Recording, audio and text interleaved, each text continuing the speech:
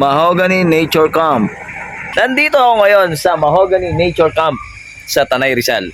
At para ipakita sa inyo ang kagandahan na to, samahan niyo ako sa loob. Let's go!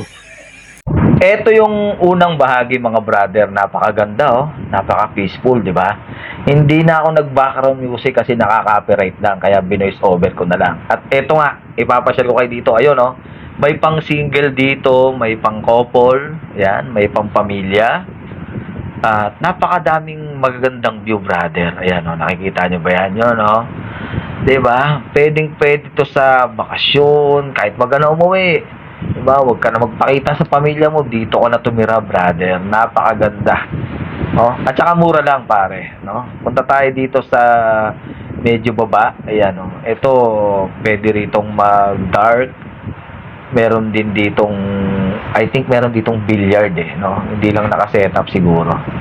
So ayan, napakaganda ng place na to mga brother. At dito naman sa kabilang bahagi mga brother, no?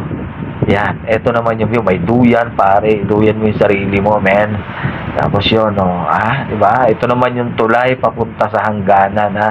Ito naman yung mga ibon na tahimik lang at yung anak kong napakabait at lawa, pare. Yan, magandang place din yan, sarap magkape. Tingnan mo rin yung step mo, baka madalas ka. Ito naman papuntang Diwata. Ayan, na may baboy ramo. At ito nga ang tulay mga brother, no, na dinaanan ng mga regla ng mga diwata sa Romblon.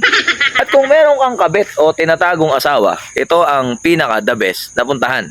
Kasi medyo liblib at wala makakita sa iyo. At higit sa lahat, walang CCTV camera. Alright? Kaya sa mga nagbabalak mag-camping, nagbabalak magbakasyon ng 2 days, 3 days, o kahit 1 week, ito ang pinaka the best at pinaka malapit. Right? Mahogany Nature Camp. So paano? Yun lang mga brad. Peace out. Gang gang.